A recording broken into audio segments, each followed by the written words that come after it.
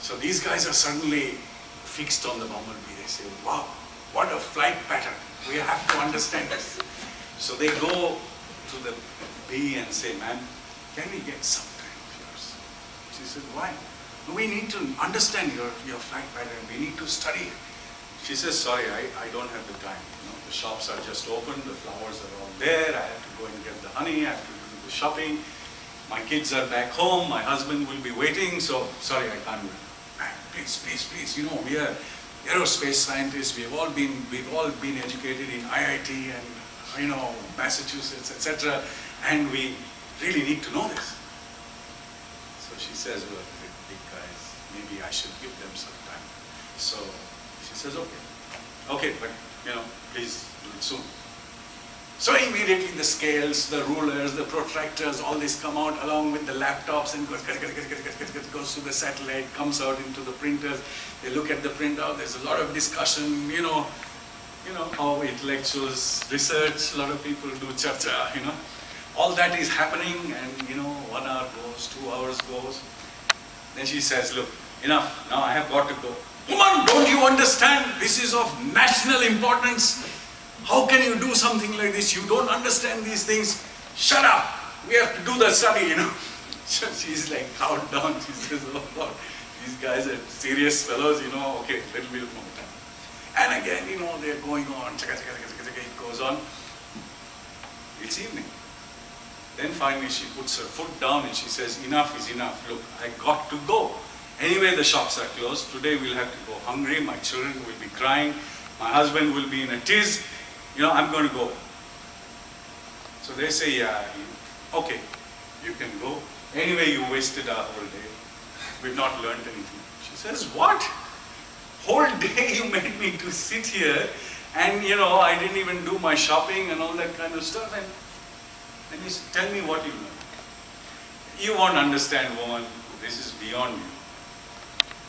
She said, no, I've got right to information. Now I'm going to ask for the details unless and until you give it to me, I'm going to demand it. So they said, okay, if you want to, you won't understand, but the fact is, you can't fly. She says, what? Something's wrong with you guys. I can fly, my parents can fly, my children fly.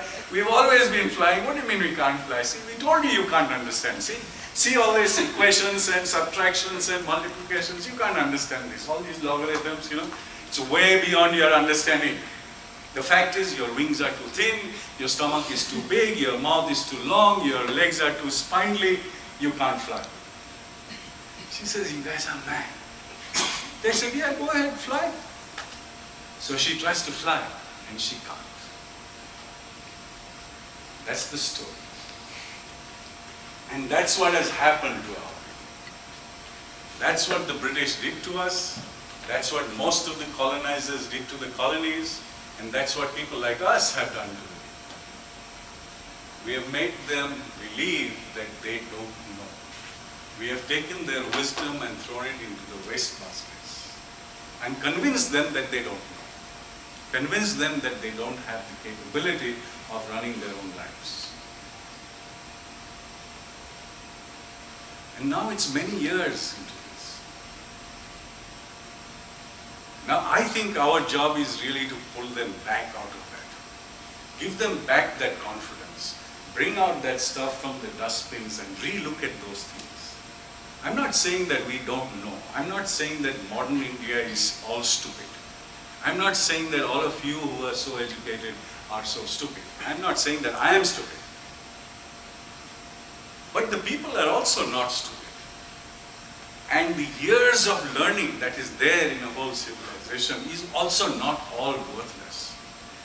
So why can't we take that and take the wisdom of the new and put it together and try to build something solid, something sustainable, something that will last. Not the kind of construction you see in the cities, even in Bombay and other places. 50 years later, they start cracking up, falling down. There's no future in that. We need to build more stable, more sustainable societies, more things that can run on their own, that don't need to be constantly subsidized by the government, by the World Bank, by the IMF, by all these kind of things. That's the new type of work we need to do.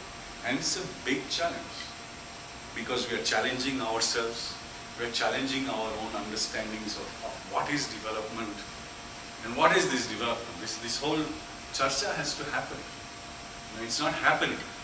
We're just taking for granted. And these hundreds of research papers that come out, I don't know how much of those research papers are really well researched. You know? They just come out and we take that as God's own truth. Why? Because you'll see, new research has shown that who actually goes and looks at what is that research really done?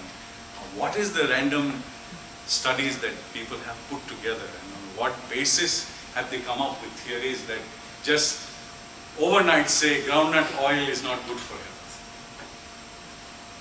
Overnight say that you should not have salt because it's bad for your heart. Crap. But we follow those research. Can I interrupt you